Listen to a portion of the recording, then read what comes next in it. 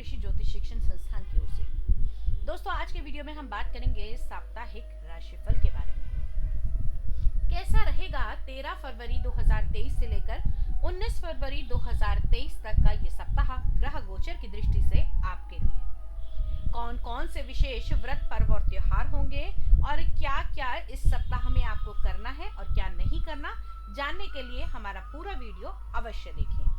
चलिए सबसे पहले बात करते हैं कि 13 फरवरी से 19 फरवरी के बीच में कौन कौन से विशेष व्रत, पर्व और त्योहार आने वाले हैं।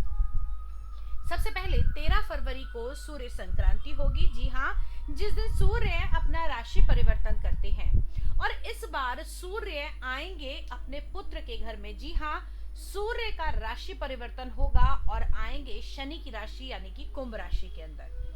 15 फरवरी को शुक्र मीन राशि में प्रवेश करेंगे जो उनकी उच्च की राशि है।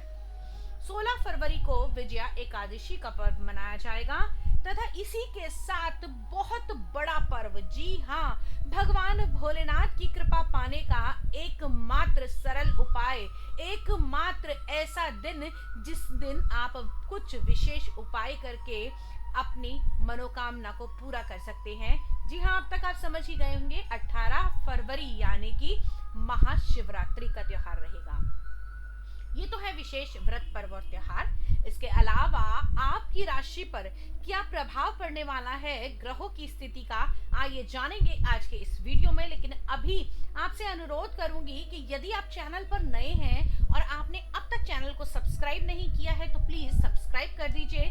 साथ ही साथ बेल आइकॉन को जरूर दबा दीजिए ताकि आने वाले सभी वीडियो आपको समय से मिल सकें। तो चलिए चलते हैं विषय की ओर, बात करते हैं आपके राशिफल के बारे में। तो चलिए बात करते हैं कन्या लगन वाले जातकों के लिए कैसा रहने वाला है ये सप्ताह ग्रह गोचर की दृष्टि से। कन्या लगन की अगर मैं बात करूं तो इस सप्ताह ग्रहों की स्थिति कुछ इस प्रकार रहने वाली है आपकी कुंडली में। केतु आपके दूसरे भाव में गोचर कर रहे हैं।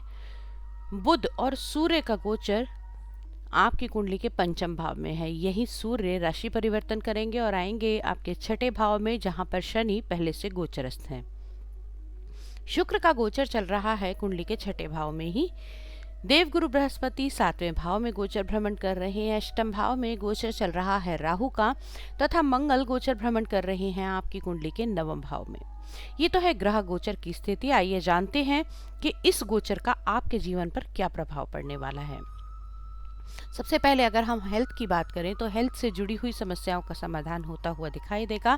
साथ ही साथ चंद्रमा जो इस सप्ताह आपकी कुंडली के दूसरे, तीसरे, चतुर्थ और पंचम भाव में गोचर करेंगे, इसके कारण आपके जीवन में बहुत सारे लाभ प्राप्त होंगे। जैसे कि अगर हम देखें तो सप्ताह के शुरुआत के दिन में चंद्रमा आपके दूसरे भाव में, आपके परिवार के भाव में है। साथ ही साथ जिन लोगों को नेत्र संबंधी रोग चल रहे हैं, आंखों की रोशनी की दिक्कत है, किसी प्रकार का इन्फेक्शन है, तो उनको भी निजात मिलती हुई दिखाई देगी। हाँ, यही उन लोगों को अपना बहुत ज्यादा ध्यान रखना होगा जिनको किसी भी प्रकार की सर्वाइकल की या कंधे से जुड़े हुए रोगों की परेशानियां हैं। पारिवारिक स्तर पर आप लोगों के जीवन में खुशहाली आएगी और अपने कुटुंब के साथ आगे बढ़ेंगे। वहीं वाणी को लेते हुए आपको बहुत ज्यादा सतर्कता बरतने की आवश्यकता है। हो सकता है सप्ताह की शुरुआत के दिन कोई ऐसा शब्द, कोई ऐसा वाक्य आपकी जुबान से निकल जाए जिससे आपके परिवार के जनों को आहत हो, तो अपने शब्दों का सोच समझकर इस्तेमाल करें। अब बात करते हैं कुंडली के तीसरे भाव के बारे में, यानी बल, पराक्रम और साहस के भाव में, जिसके स्वामी अब मंगल देव अभी आपके 9वें भाव में गोचर कर रहे हैं और अपने ही भाव को दृष्टि दे रहे हैं। ये गोचर आपके लिए लाभपूर्ण रहने वाला है। साथ ही साथ इस सप्ताह में मीडिया के क्षेत्र से जुड़े हुए लोगों के लिए परिस्थितियां और सुधरती हुई दिखाई देंगी। अब बात करते हैं आपकी कुंडली के चतुर्थ भाव की, यानी कि आपके सुख के भाव के बारे में। तो सुख के भाव के स्वामी अभी आपके 7वें भाव में विराजमान हैं।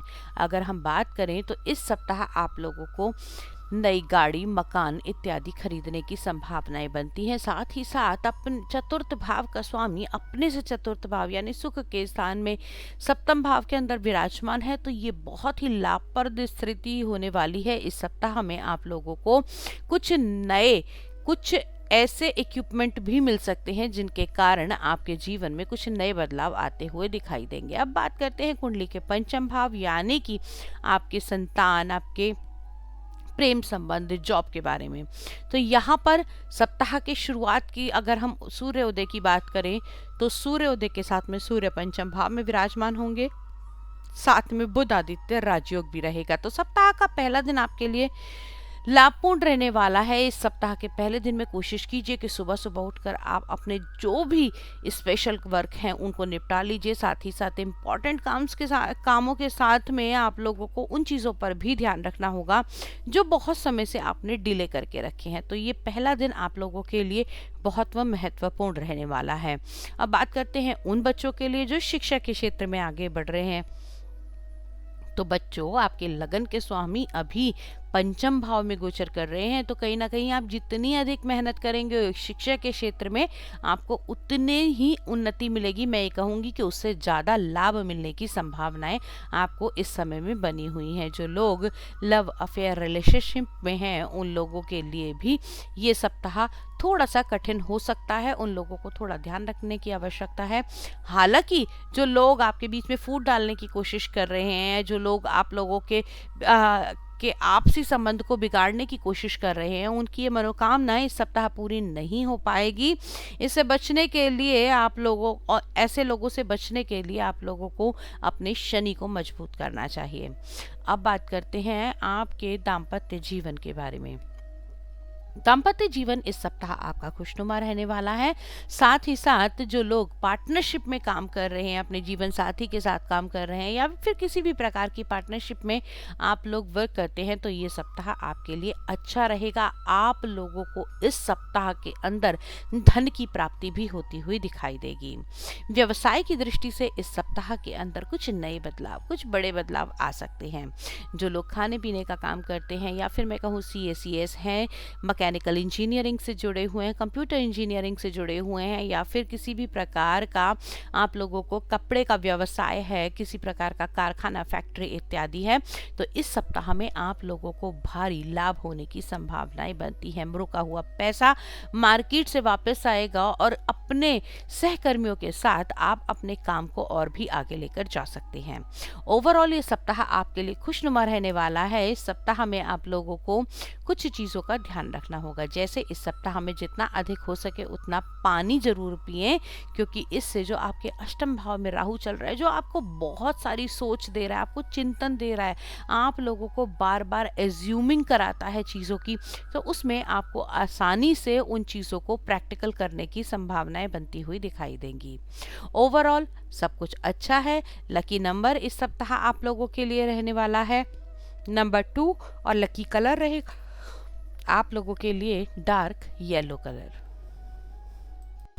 दोस्तों, आज के राशिफल में इतना ही। अगले सप्ताह आपसे फिर से मुलाकात करूंगी, लेकिन उससे पहले आपको बता दूं कि यदि व्यक्तिगत रूप से आप लोग अपनी कुंडली का विश्लेषण कराना चाहते हैं, हमसे कोई समस्या के बारे में निदान पाना चाहते हैं या फिर हमारी टैरो कार्ड रीडिंग देखना चाहते हैं या करवाना चाहते हैं, तो साथ ही साथ आप इंस्टाग्राम चैनल पर हमसे जुड़ सकते हैं कपूर वसुधा, और आप लोग हमें मैसेज करके भी अपनी समस्या का समाधान पा सकते हैं।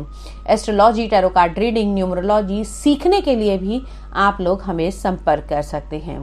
आज के वीडियो में इतना ही। अगले वीडियो में आपसे फिर से मुलाकात करूंगी। तब तक के लिए जय मां भगवती।